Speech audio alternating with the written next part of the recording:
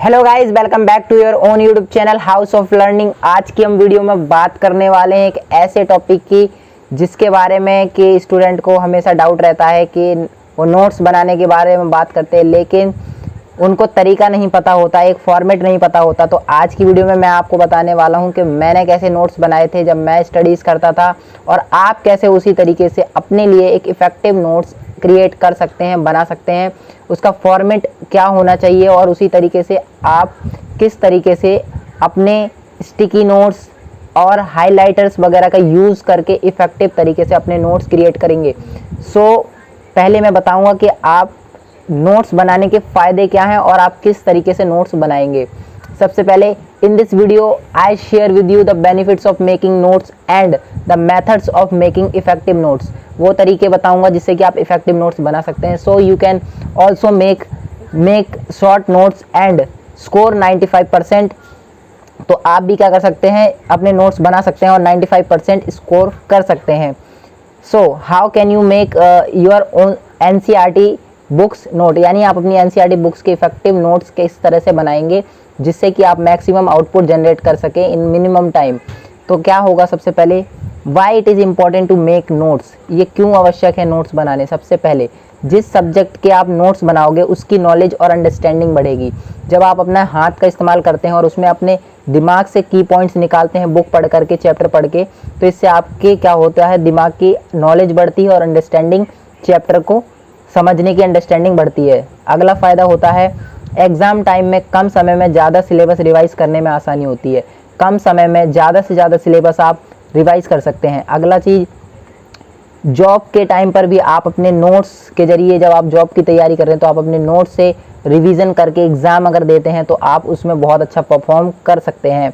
And notes आप बिना burden के पढ़ सकते हैं क्योंकि ये चीज़ आपने खुद बनाई है। जो चीज़ इंसान खुद बनाता है उसमें उसको पहले जो एफर्ट डालता है उसके बाद दिमाग उसको आसानी से समझ सकता है। तो ये आपने खुद बनाई है तो आप इसे बिना बर्डन के पढ़ेंगे तो आपको इजीली समझ में आएगा। एंड नोट्स आपके ब्रेन की क्रिएशन है जो कि आपके थिंकिंग एंड क्रिएटिविटी को एनहेंस करते हैं। तो इससे आप क्या होता है, आप ज़्यादा सोच सकते हैं अच्छे से उस टॉपिक की गहराई में भी और उसके मेन पॉइंट्स के ऊपर भी। इससे आपकी ब्रेन की थिंकिंग एंड क्रिएटिविटी इंक्रीज़ होती है, एनहेंस होती है।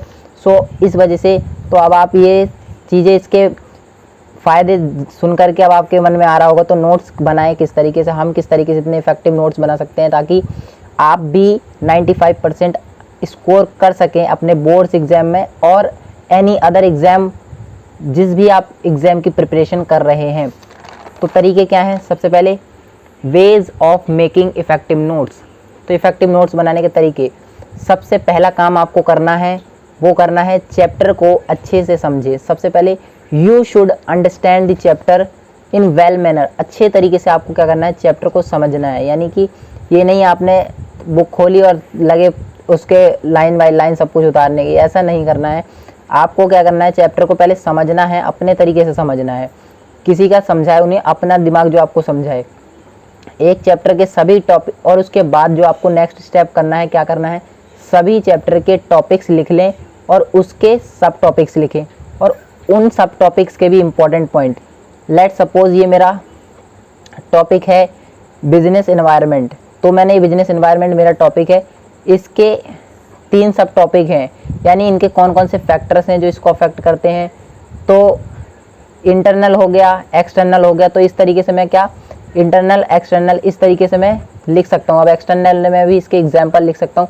तो इस तरीके से आप बना करके अपना माइंड मैप बना करके आप इस तरीके से लिखेंगे तो ये आपको एग्ज़ाम टाइम में लेस टाइम में ज़्यादा कवर करने में, सिलेबस मदद करेंगे रिवाइज करने में। एंड एक टॉपिक के अंदर छोटा टॉपिक रखें और उसके इम्पॉर्टेंट पॉइंट लिखें, यानी हर एक टॉपिक लिखें और उसके अंदर एक छोटा टॉपिक रखें और उसके भी सब टॉपिक रखें और उसके जो इम्पॉर्टेंट की पॉइंट्स है, की पॉइंट्स को रखना है क्योंकि आप की पॉइंट्स उस पूरे टॉपिक में जो की पॉइंट्स है वो निकालने हैं और उसके आप अपने लैंग्वेज में भी फिर बना करके लिख सकते हैं पेपरों में। तो टॉपिक को अपने हिसाब से सोचकर अपने शब्दों में लिखें और वर्ड्स में शॉर्ट में उनका डिस्क्रिप्शन भी लिख दें। यानी कि क्या, जो टॉपिक आपने पढ़ा है उसको क्या करना है, सोच करके अपने शब्दों में लिखना है और उसका शॉर्ट डिस्क्रिप्शन नीचे दे देना है। तो ये करना है आपको।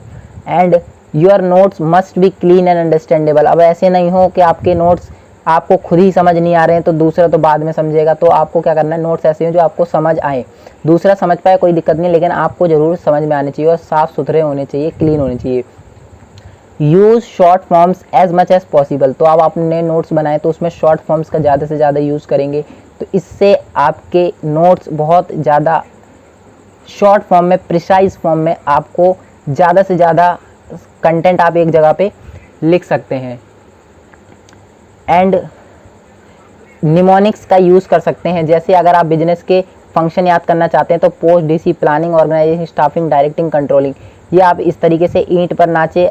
जैसे आपने 9th में चैप्टर इलेक्ट्रॉन की खोज करी थी टॉमसन ने, प्रोटॉन की रदरफोर्ड ने और न्यूट्रॉन की चैडविक ने, तो इस तरीके से आप ईंट पर नाचे। इस तरीके के आप निमोनिक्स का शब्द का इस्तेमाल कर सकते हैं। एंड हाईलाइटर का इस्तेमाल करके आप अपने नोट्स में इस्तेमाल कर सकते हैं। And sticky notes and mind maps, flow charts, focus on main